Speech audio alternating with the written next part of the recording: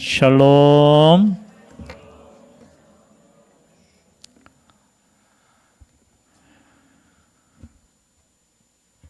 배도 부르고 눈도 감기고,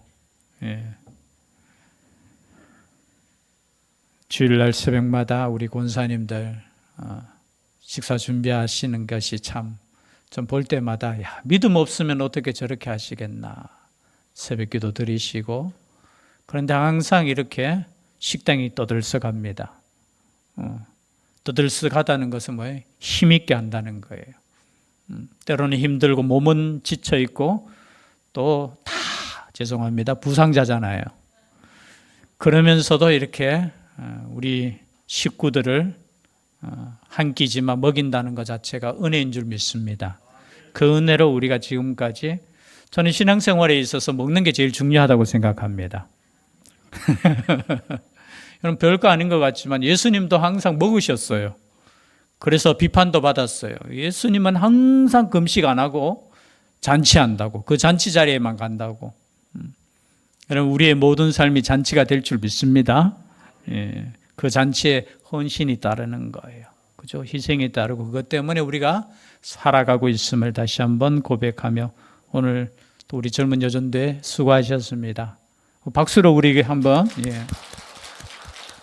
지금 눈이 보니까 벌겋습니다.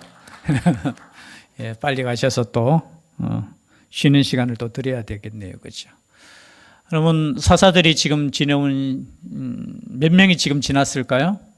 첫 번째 사사 혹시 기억나십니까?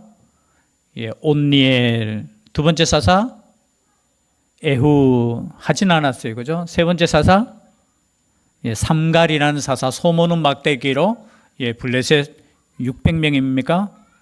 그리고 지난번에 했던 누구죠? 여사사 드보라. 그리고 다섯 번째 사사가 오늘 나오는 기드온입니다.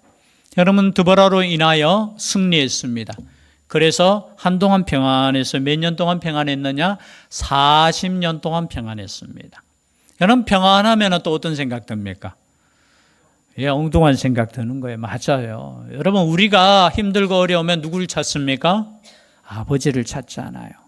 그런데 조금 살만해지니까 또 이 사람들이 오늘 읽었던 1절 말씀에 보니까 여호와의 목전에 악을 행하였는데 또 행하였다는 거예요. 또. 여러분, 반복되는 인간의 죄성이에요, 이것이. 우리에게 평안함을 주면 이 평안함으로 예배하고 오직 하나님을 섬기고 말씀대로 사는 인생이 아니라 평안해지니까 또 딴 생각하는 거예요. 그래서 여호와의 목전, 이 목전이라는 것은 뭡니까? 눈목자 써서 여호와 앞에서 죄를, 악을 행하는 거예요. 그 악이 뭐겠습니까? 다른 거 아니죠. 우상숭배예요. 우상숭배.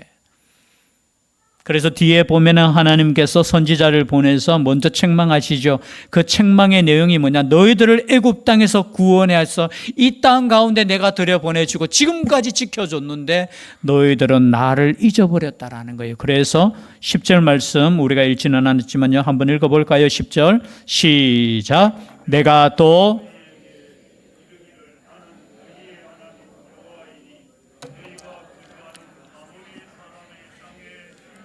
두려워하지 말라 하였으나 너희가 내 목소리를 듣지 아니하였느니라 하셨다 하니라. 아멘.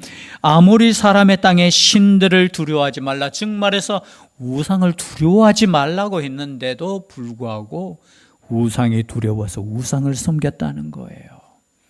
여러분, 염려는 불신앙으로 가는 길입니다. 왜 염려 생겨요? 아니, 하나님을 아버지로 모시고 내가 믿음이 있는데 왜 염려하고 근심합니까? 결국은 하나님을 전적으로 의지하지 못하고 다른 것을 의지하고 싶은 마음으로 가는 거예요. 좀 편안하니까, 그죠? 서서히 또 딴 생각하면서 우상을 섬기는 거예요. 우상. 여러분, 하나님이 가장 싫어하는 거 뭐라고 했습니까? 우상이에요. 우상. 감동이 없는 것 같아요. 하나님이 싫어하는 거 뭐라고요? 우상 섬기는 거예요. 여러분, 이 땅에 우상이 많을까요? 신앙인이 많을까요? 우상 섬기는 사람이 많아요. 오늘 제가 여기 오신 어르신들한테도 참 마지막 설교를 제가 대지를 그냥 안 하고 조금 일찍 마쳤는데요. 우상 섬기는 건 죄예요, 죄. 그것도 하나님이 가장 싫어하시는. 그런데 하나님의 백성들이 우상을 섬기는 거예요. 하나님의 백성들이. 그러니까 하나님께서 어떻게 합니까? 반복적이잖아요. 평안함 주시는데 또 이스라엘 백성들이 또 하나님을 떠나가니까 하나님께서 깨닫게 하시는 매를 들으셨어요. 이번에는 미디안 족속을 통해서 7년 동안 섬기게 했어요.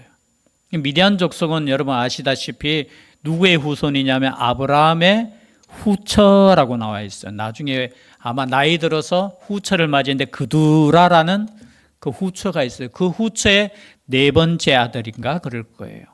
그 사람들이 미디안, 창세기 아마 25장에 나올 겁니다. 그 후에 또 미디안 사람이 또 어디 등장해요? 요셉을 팔아넘길 때 미디안 그죠? 상인들이 나오고 또 나오는 거 있잖아요. 여러분 출애굽할 때 모세의 장인이 이드로가 미디안의 제사장이었다는 거예요. 이 미디안은 계속해서 이름이 나오는데 이제 이 미디안, 어떤 미디안 사람들은 이 모세가 출애굽할 때 이스라엘 백성과 함께 이제 동참한 사람들도 있지만 그렇지 못한 미디안 족속들이 있죠. 그 족속들이 이스라엘 백성들을 괴롭히는데 어느 정도로 괴롭히느냐 보니까 4절 진을 치고 가사에 이르도록 토지 소산을 멸하여 이스라엘 가운데 먹을 것을 남겨두지 아니하며 양이나 소나 나귀도 남기지 아니하니. 언제 오느냐 여러분, 추수할 때 오는 게 아니고요, 파종할 때 이렇게 나와요. 씨도 못 부르게 한다는 거예요.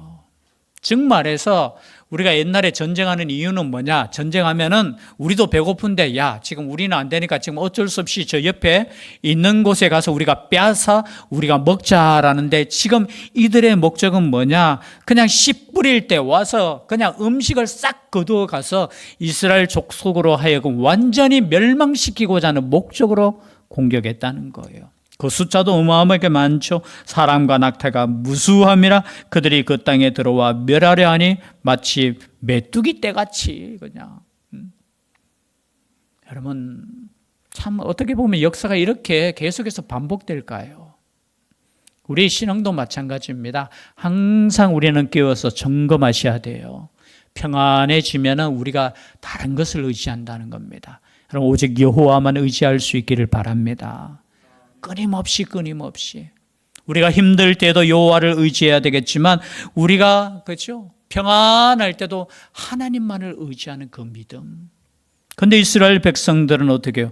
결국은 매맞고 하니까 한 가지 또 길을 열어주셨죠. 이에 이스라엘 자손이 여호와께 부르짖었더라. 짜크라는 단어, 히브리어는 뭐냐면 소리내어 하나님 구해달라고 부르짖는 거예요. 여러분 힘들고 어려울 때 부르짖을 수 있기를 바랍니다. 힘들고 어려울 때 원망하고 불평하지 말고요, 하나님 살려주세요. 구원해 주세요. 내가 잘못했습니다. 잘못을 인정하는 사람이 저는 제일 건강한 사람이라고 생각해요. 어떤 사람은 보면 잘못했는데 끝까지 자기는 잘못 안 했대. 여러분 우리가 잘못했을 때는 잘못했습니다. 금방 돌아올. 여러분 그래도 다행이죠. 7년 만에 지금 7년 동안 고생하고, 제 같으면 한 1년만 고생하고 빨리 돌아오면 되는데 7년 동안 고생하다가 어떻게 해요? 돌아왔어요. 부르짖었어요. 그러니 하나님께서 선지자를 보내서 조금 전에 우리가 읽었던 그 말씀대로 너희들의 이 죄에 대해서 말씀하시는 거예요. 너희들이 이 고난 당하는 거 그냥 당하는 거 아니야. 너희들이 나를 떠나고 내가 말했듯이 이 아모리 사람의 땅에 신들을 두려워하지 말라고 했는데 너희들은 내 목소리를 듣지 아니했다는 거예요. 여러분 원인이 있으면 결과가 있는 거예요. 지금 이스라엘 백성은 그 결과가, 죄의 결과가 뭐냐? 고난이었다라는 거예요. 지금 사사기를 우리가 계속해서 읽어보면 계속 반복되잖아요. 좀 지루해요. 어떻게 보면 어떻게 이스라엘 백성들이 이렇게 똑같이, 아니 조금 깨달으면 좋겠는데 그런데 깨닫지 못하는 이유가 뭐냐? 우리는 그냥 한 장 한 장 그냥 넘어가지만 그 기간이 40년, 어떨 때는 80년, 그냥 한 세대를 묶어서 이야기할 때 40년 동안 평안했더라, 80년 동안 평안했더라. 그래서 그 평안함이 시간이 지나면 또 교만해서 하나님을 떠나고, 또 하나님 떠나니까 하나님께서 또 매를 들고, 그 매를 통해서 어떻게 해요? 또 깨달아서 하나님을 또 찾고, 그 찾으니까 하나님께서 구원자를 보내셔서, 그 구원자가 누굽니까? 사사를 보내셔서 구원하는 이 말씀이 계속해서 반복이잖아요. 왜 계속해서 반복되는 말씀 우리에게 주셨을까요? 깨달아라는 거예요. 그럼 지금 이 시간에도, 지금 오후 예배 시간은 어쩌면 똑같은 말씀일 수 있어요. 이 선지자도 똑같고요. 그렇죠? 시대가 똑같은 거예요. 평안하면 죄 짓고, 죄 지면 또 벌 받고, 벌 받으니까 부르짖고, 부르짖으니까 하나님께서 구원해 주시고, 이것이 계속해서 반복되는 거예요. 그런데 중요한 거는 무엇이냐? 반복되면 반복될수록 여러분 묻어져요. 좀 죄라는 것도 무서워요. 우리가 처음 죄 지을 때는요, 하나님 앞에 감히 이런 죄를 내가 범하겠나 생각되는데, 여러분 시간 조금만 지나보세요. 무덤덤해지고 무감각해져요. 뭐 이 정도는 죄가 아닌 것 같아. 왜? 다른 사람들도 다 죄 짓는데, 아이고 이 시대가 그런데. 여러분 이 시대가 그런 것이 아니라 우리의 문제예요. 우리의 문제. 죄를 이야기하니까 조금 어둡네요. 그렇죠? 그러나 여러분 하나님의 은혜, 하나님의 사랑은 변함이 없습니다.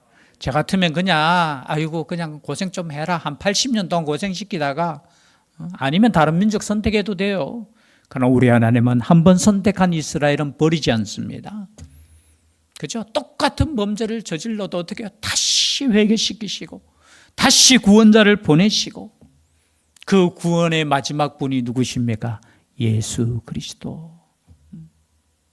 더 이상 우리는 구원자가 새로운 거 없어요. 더 이상 우리는 여러분 죄 속에 있으면 안 돼요. 여러분 사사기를 읽으면서 이 시대는 계속해서 하나님께서 보여주시는 거지만 이제는 마지막 때 종말이라고 해서 마지막 때 우리에게 구원자를 세워주셨기 때문에 우리는 더 이상 떠나서는 안 돼요. 그래서 선택한 사람이 누굽니까? 오늘 말씀에 보니까 11절 말씀에 여호와의 사자가 아비에셀 사람 요아스에게 속한 오브라에 이르러 상수리 나무 아래 앉으니라. 마침 요아스의 아들 기드온이 미디안 사람에게 알리지 아니하려 하여 밀을 포도주 틀에서 타작하더니, 즉 말해서 타작하는 이 시기에 찾아오셨어요. 그것도 포도주 틀에서, 우리로 표현하면 들키지 않으려고 먹고 살기 위해서 몰래 숨어서 지금 타작하고 있는 거예요. 여러분 얼마나 안타깝습니까? 떳떳하게 타작하고 먹고 살아야 되는데 숨어서. 그러면서 이 기드온에게 어떻게 말씀하시느냐? 12절입니다. 함께 읽겠습니다. 여호와의 사자가 기드온에게 나타나 이르되 큰 용사여 여호와께서 너와 함께 계시도다. 아멘 아멘. 큰 용사여. 기드온을 향해서 무슨 용사라고 했습니까? 큰 용사여. 우리 전도회 중에 기드온이 있죠. 여러분 기드온의 뜻이 무엇인지 아십니까? 기드온의 뜻이 큰 용사예요. 뭐 원래 원어의 뜻은 뭐 베는 자, 베어 쓰러뜨리는 자, 뭐 어떻게 보면 용사, 강한 자, 그런 뜻이에요. 우리의 기도원이 그런 강한 자가 될 수 있기를 바랍니다. 큰 용사여. 누가 함께 하신다고요? 여호와께서 함께 하신다. 그런데 가만히 보니까 기도원은 지금 불만이에요. 어떤 불만이 있느냐? 함께 하신다고 이렇게 이야기하니까 13절 함께 읽겠습니다. 시작. 기도원이 그에게 대답하되 오 나의 주여 여호와께서 우리와 함께 계시면 어찌하여 이 모든 일이 우리에게 일어났나이까? 여기까지만. 여러분 기도원은 지금 불만이 있어. 지금 여호와의 사자가 나타나가 야 너와 함께 하신다 하니까 불만을 어떻게 말하느냐? 여호와께서 우리와 함께 계시면 어찌하여 이 모든 일이 우리에게 일어났나이까? 지금 기도원이 깨달았어요? 못 깨달았어요? 아직까지 왠지 아십니까? 기드온의 집에, 요아스 기드온의 아버지 집에 뭐가 있었어요? 뒤에 보면은 우상이 있었어요. 그것도 어떤 우상? 여러분 가나안 땅에 제일 많은 우상 뭐예요? 바알과 아세라. 깨닫지 못했어요. 우상을 섬기는 집에 기드온이, 그죠? 아버지 집에 우상이 있었다니까요. 자기 집에 우상이 있어. 그런데 여호와께 하는 말이 뭐냐? 어찌하여 이 모든 일이 우리에게 일어났나이까? 우상을 섬기니까 일어났지. 그런데 기드온은 불만이에요, 그게. 여러분, 그렇잖아요. 오늘 잠언 섭니까? 우리 새벽에 말씀할 때. 자기 길 마음대로 가다가 넘어져 놓고 나중에 누구 원망해요? 마음속으로. 누구 원망한다고 했어요? 오늘 새벽에 나오신 분. 하나님 원망해요. 아니, 자기 맘대로 가다가, 그죠? 넘어져 놓고 하는 말이, 하나님 원망해. 왜 넘어지는 거 안 붙잡아 줍니까? 여러분, 우리 인생이 이렇게 되면 안 돼요. 여러분, 하나님이 함께 하시면 하나님을 믿고 하나님과 함께 할 수 있기를 바랍니다. 꼭 문제 생길 때 자기는 함께 하시 않다가 넘어지면 왜 하나님 넘어지게 하십니까? 그때 하나님께서 말씀하십니다. 똑바로 보고 다녀라. 앞에 돌 있다. 말씀이잖아요. 돌 있다. 조심해야 되는데 자기가 걸려 넘어져 놓고 하나님 이 돌을 왜 여기다가 두었습니까? 이렇게 말하는 거예요.